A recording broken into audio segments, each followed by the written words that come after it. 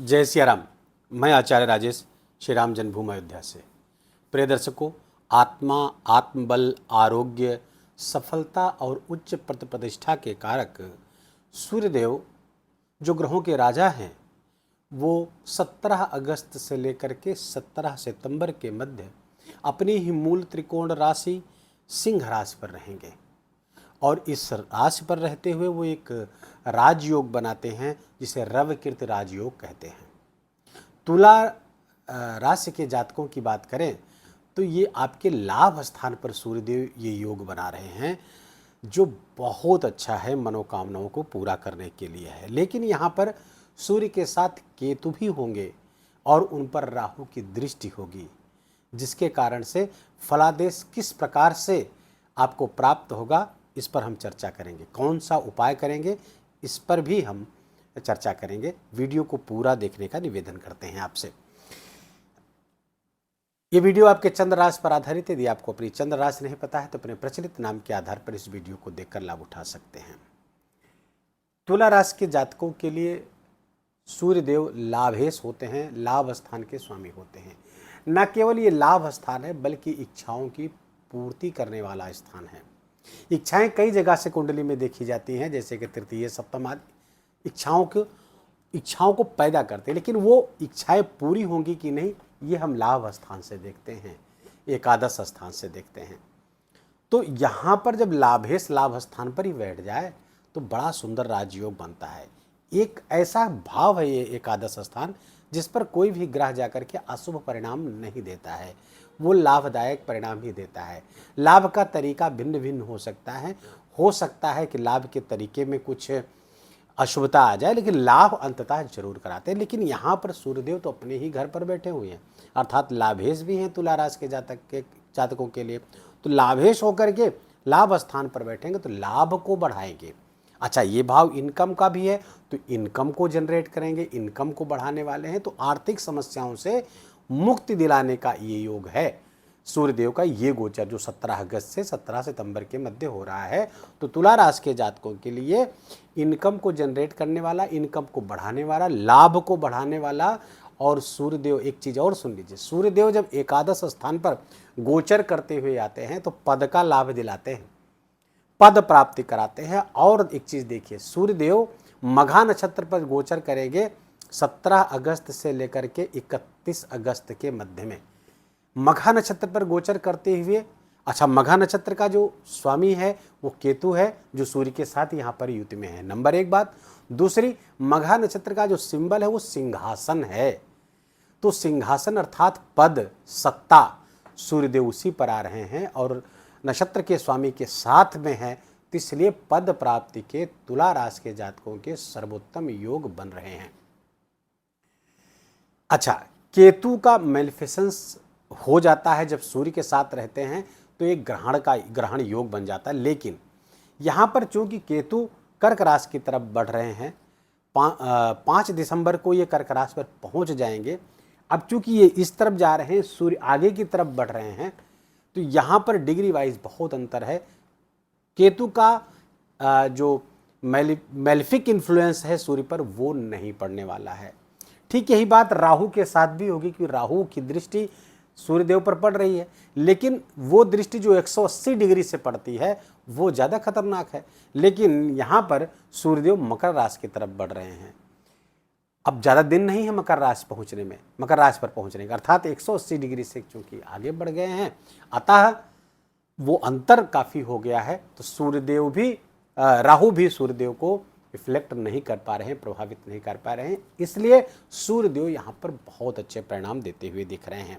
एक चीज और देखिए, यहाँ पर सूर्यदेव के साथ 22 अगस्त से लेकर के 7 सितंबर के मध्य में बुध देव भी होंगे, अर्थात यहाँ बुधादित्य योग चलेगा। 22 अगस्त तक सूर्य बुध कर्क राशि पर गोचर कर रहे हैं, 22 अगस्त के बाद सिंह राशि पर चले जाएंगे, तो यहाँ पर बुधादित्य योग बन जाएगा। और वो बुध आपके लिए भाग्येश हैं, भाग्य स्थान के स्वामी। लाभेश और भाग्येश की यहाँ पर युति होगी, फलतः भाग्य का भी बहुत सपोर्ट इस दिशा में आपको इस कालखंड में जब बुध पहुंचेंगे 22 अगस्त से लेकर 7 सितंबर के मध्य में आपको प्राप्त होगा। तो भाग्य का भी सपोर्ट हो गया। तो लाभ बढ़ रहा है, कोई बड़ी मनोकामना आपकी पूरी हो सकती है, बड़े लाभ प्राप्त हो सकते हैं, बड़ा पद प्राप्त हो सकता है, प्रोजेक्ट प्राप्त हो सकता है, क्योंकि बदलाव भी संभावित है केतु के साथ यहाँ रहने के कारण में। अब यदि आप व्यापार आदि से जुड़े हुए हैं, फॉरेन किसी तरह के ट्रेड से जुड़े हुए हैं, तो ये भी और भी अच्छा आपके लिए लाभदायक होगा। और एक चीज़, सूर्यदेव की दृष्टि का, सूर्य और बुध की दृष्टि आपके पंचम स्थान पर पड़ेगी, जो शिक्षा संतान आदि के लिए है। तो शिक्षा के लिए, लर्निंग के लिए, अपनी योग्यता बढ़ाने के लिए, पात्रता बढ़ाने के लिए ये बहुत सर्वोत्तम योग है। लेकिन एक चीज़ के लिए सावधान रहना होगा, यदि तुला राशि की हमारी माताएं बहनें जो प्रेगनेंसी के दौर में हैं, उनके लिए सूर्य की ये यहाँ पर दृष्टि और यहाँ पर राहु को उपस्थित होना, ये दोनों ठीक नहीं है। इसके लिए आपको सजग रहना होगा, लगातार डॉक्टर्स के निरीक्षण में रहना होगा। वो जो आपको प्रिकॉशंस बताएं उसको शक्ति से पालन करना होगा। एक उपाय आप कर सकती हैं, गायत्री मंत्र का लेखन लाल पेन से आपको ज़रूर करना चाहिए। अखिल विश्व गायत्री परिवार की शाखाएं पूरे विश्व में हैं, कहीं कहीं से संपर्क करके आप गायत्री मंत्र की पुस्तिका कॉपी मंगा लीजिए और लाल पेन से कम 33 टाइम आप लिखिए। इससे न केवल आपका गर्भस्थ शिशु सुरक्षित रहेगा, बल्कि स्वस्थ और निरोग रह करके तेजस्वी संतान बन जाएगी। ये बहुत अद्भुत प्रयोग है, इसको आप अवश्य करिएगा। तो ये सूर्य इतनी तरीके से आपको लाभ दे रहा है। एक चीज़ और देखिए, 31 अगस्त से लेकर 13 सितंबर के मध्य में सूर्यदेव पूर्वा फाल्गुनी नक्षत्र पर गोचर करेंगे। बहुत अच्छा नक्षत्र है। इस नक्षत्र पर गोचर करते हुए सूर्यदेव भी आपको बहुत अच्छे परिणाम देंगे। पूर्वा फाल्गुनी नक्षत्र पर जब सूर्य गोचर करते हैं, ये शुक्र का नक्षत्र है। शुक्र के नक्षत्र पर जब सूर्य आते हैं तो क्रिएटिविटी बढ़ा देते हैं। तो ऐसे लोग जो कंटेंट क्रिएटर हैं, सोशल मीडिया से जुड़े हुए हैं, मीडिया से जुड़े हुए हैं, चाहे जिस तरह की मीडिया हो, इलेक्ट्रॉनिक हो, प्रिंट हो, इन सब से आपको विशेष लाभ होगा। खासकर जो लोग सोशल मीडिया इन्फ्लुएंसर्स हैं, उनके लिए बहुत अच्छा। यूट्यूबर हैं आप, फेसबुक, इंस्टाग्राम आदि पे काम करते हैं, तो आपके लिए बहुत लाभकारी स्थिति रहने वाली है। यदि आपकी कुंडली में सूर्य की स्थिति ऐसे ही है, सिंह राशिस्थ हैं या उच्च के हैं, तो जितना मैंने परिणाम बताया ये आपको अवश्य ही प्राप्त होगा। यदि वो 6-8-12 से संबंध नहीं बना रहे या 6-8-12 में नहीं है, तो बहुत अच्छे परिणाम प्राप्त होंगे।